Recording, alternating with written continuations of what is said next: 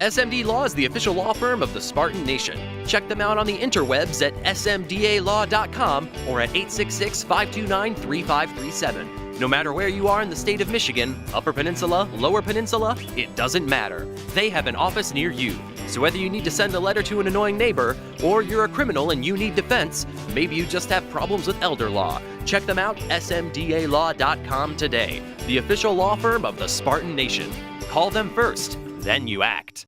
Good evening, everybody, and welcome back, Spartan Nation. The good, the bad, and the undecided from the Michigan State-Penn State game that Michigan State won 27-24. As always, it's good to have in my buddy, my cohort, very well-respected State of Michigan high school football and basketball prep coach.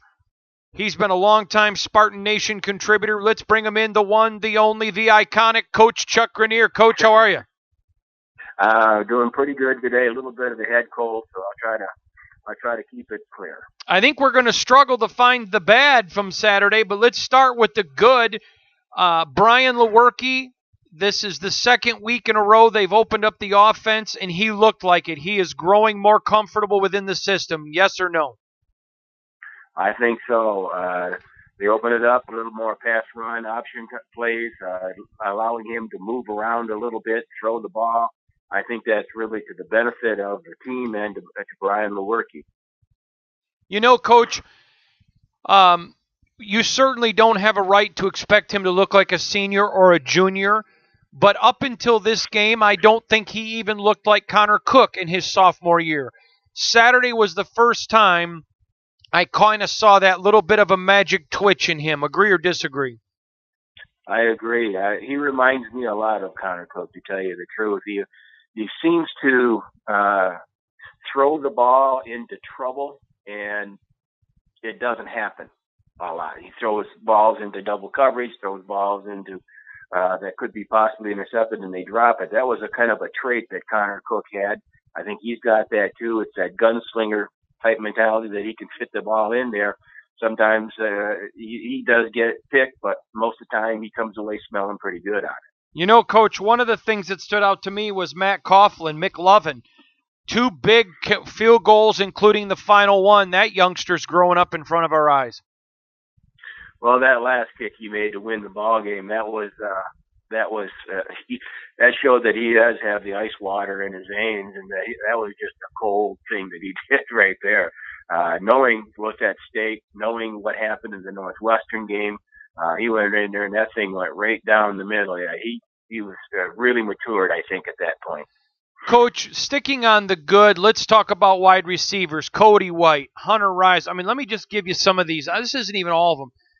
But you look at Michigan State, Felton Davis, 12 receptions, 181 yards, 1 touchdown. Darrell Stewart, 5 receptions, 65 yards. Cody White, 5 receptions, 51.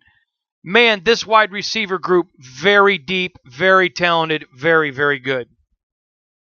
The thing I was going to mention about Cody White is this kid is just going to be dynamic. And at this point in his career, being a true freshman, all he lacks, if you want to call it lack at this point, is a little bit of strength, where the DBs can put their hands on him and affect his arms and his hands in catching the ball. But once he gets a little bit stronger, this is an all Big Ten, all American type of wide receiver, I believe. And then with Felton Davis, that is probably the brightest spot in the receiver group as far as I'm concerned. He just makes tough catches, and that's what you got to have to win ball games. Not Andre Rison, but the young Rison. Hunter Rison, he just seems to get open. And Stewart, that receiving group is just dynamic at this time. And you got a quarterback, in my opinion anyway, the quarterback that is really just scratching the surface of what he can do and maturing at this time.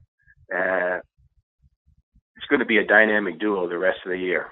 I totally agree with you. You know, Coach, one person, and I'm going to be writing about this later this week, from a Big Ten school I know, said to me, and I've been echoing this for a few weeks, but he saw that I wrote it, and he said to me, I totally agree with you. He goes, if I was Michigan State, anytime Felton Davis is in man-on-man coverage, I just go to him. I don't think there's anybody that one-on-one can stop him.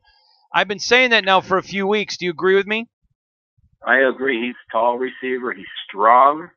He goes to the high point of the ball to catch the ball. He's has courage, and that's a factor a lot of people don't understand about with wide receivers is catching the ball, because you know that you're going to take a whack. You know, most of the time you're going to take a whack on this one, and you just go up fearlessly and you bring the ball in. So, yeah, he is a dynamic receiver for Michigan State. Coach, on defense, I think you have to love the defensive backfield, the defensive line, and the linebackers. Tackling in space is the only issue I have with them. We'll get to that in the bad. But overall, I think you got to love the way this defense is playing. Can't agree more. Very consistent. Seem not to make too many blunders. I know there was a blown coverage there one play, but they seem to have a real good feel for themselves, what they can do out there, and I'll agree with you. We go to the bad on tackling in space. You know, we'll get to that in a minute because I want to stay on the good. We've been critical of Brett Scanlon, not personally. We all love him. But trying to get the football in the end zone, I thought he was terrific against Penn State. And again, Jake Hartbarger's been great as always. I think Scanlon and Hartbarger, another 2 big points from the Penn State game. Hartbarger is just a weapon, and that's the only way that you can describe him. He is a weapon, and he can drop the ball in there, kill the ball. He is just a dream for a coach to change field position, to put people into a hole. And as I was watching a game the other day, they were talking about, it might have been today, but they were talking about there's a big difference in the offensive play calling and what the quarterback does from inside the 5-yard line and at the 20-yard line. Just a big difference in how plays are called. When you get down close to your own goal line, coaches get more conservative. It's more run-oriented. Things are easier for your defense to figure out. But if you got a weapon like Hartberger, he can put the ball down in there and keep the other team deep and change field position and affect the offensive play calling. So, yeah, he is a weapon. Coach, let's turn it now to the bad. Again, tackling in space was not good. That was certainly bad. Your thoughts? Yeah, and as much as Dowell has come along at that safety spot, that is a sore point on his spot. He seems to do well. He intercepts the ball. He's in good position, but tackling in space is a problem. I see that as a problem, not with just him, but I saw that with Scott at point, and I saw that with Lang at some point. But remember, these guys are really young football players. This secondary back there is really young. And they will develop, they will get stronger, they will get smarter, but that is a problem right now, tackling in space. I agree. Coach, another area of concern is the rushing offense. And I'm going to say this to you. I think the offensive line has been very good in pass blocking, but they are struggling in run blocking. I agree. And, you know, what it doesn't look like to me is that they tee off on the ball.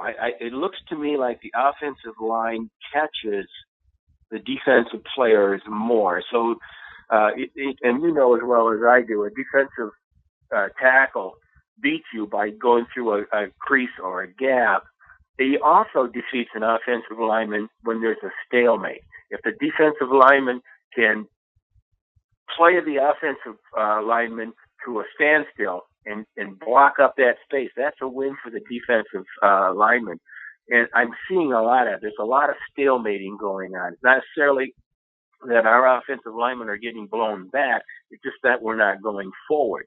I think another problem that we're having with the offensive line is that we're not getting to the edge on some of our runs. We're trying to run downhill between the tackles, maybe too much, and that we're not setting up for instance, our tight end goes in motion, and he'll seal on the edge, and then we'll be able to bump out to the edge on that one, like we did, I think, about 3 or 4 ball games back. I think I mentioned that on the show, that they were a little bit wider and they were sealing the edge, and I think we're missing that part of it too. So, yeah, it is disappointing that our offensive linemen are not, I guess you could say, stronger in pushing off the defensive lineman off the line of scrimmage, but that certainly seems to be what's happening. And I think what the offensive people are doing at this time is going more to the pass run option because we do block extremely well pass blocking. Coach, one of the things that I think people are missing, though, is the issue that it's not necessarily that our guys are not good. We just have a lot of young guys that haven't had 2 or 3 or 4 years with Ken Manny to get the strength. I think that's the issue.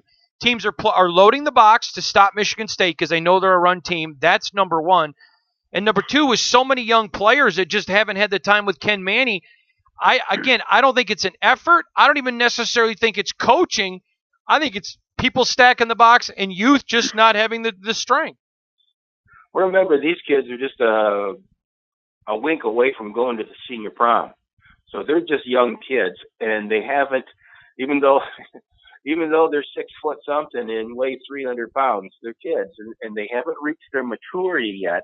And as they get older, they become juniors, they become seniors, they get that mature muscle, which is really a lot stronger than that muscle that they have as youngsters at this time. But during that game against Penn State, at one point you had 2 freshmen on the right side, and you had 2 sophomores on the left side, and a senior in the middle. That's really a young football team on the offensive line. So they're going to get better. They're going to get stronger. The high point of this is that they seem to be really well coached in what their jobs are supposed to be, but they're just not strong enough yet, and Ken Manny will get them whipped into shape before they're done here. That we always hit every week is the undecided. I think Matt Sokol made some great plays, but he also had a crucial drop and a crucial penalty. I certainly think Michigan State is much better for having Matt Sokol, but you can't put him on the bad or the good because they balanced each other. I think he's on the undecided. For them to go to Ohio State and get the win that I think will set them up for the Big East title, they need Matt Sokol to be all of Matt Sokol, and that means good. Yeah, I agree totally with that. And I see they even brought in Dotson on one series there to bring him in and maybe catch the ball a little bit better. But, yeah, I think that is an area that we need to go to more often. We need to throw to the tight ends to get the linebackers to pull off a little bit more and help out in the blocking schemes. But also we need to have Matt really start stepping up as far as using his hands. That one that he dropped that was so vital, I thought, during the course of that game, that came right in and hit him in the shoulder, in the shoulder pads, and that just bounced right out. He's got to be able to use his hands a little bit more, I believe, and I think that will come around with him too. But yeah, the tight end position, we're just not getting the results we need out of that right now. Coach, what's your prediction for Saturday? Well, you know what? You didn't ask me on a prediction last time for the Northwestern game when we last talked on that one, and that didn't turn out too well. But every week that I say 24-10 Michigan State, we usually do pretty well. So 24-10 Michigan State. How's that? Hey, I'll take it. I appreciate it. He is the one, the only, the great coach, Chuck Grenier. The good, the bad, and the undecided from the Michigan State game, taking on those pesky Nittany Lions of Penn State. You're listening, as always, to Spartan Nation. Thanks for joining us.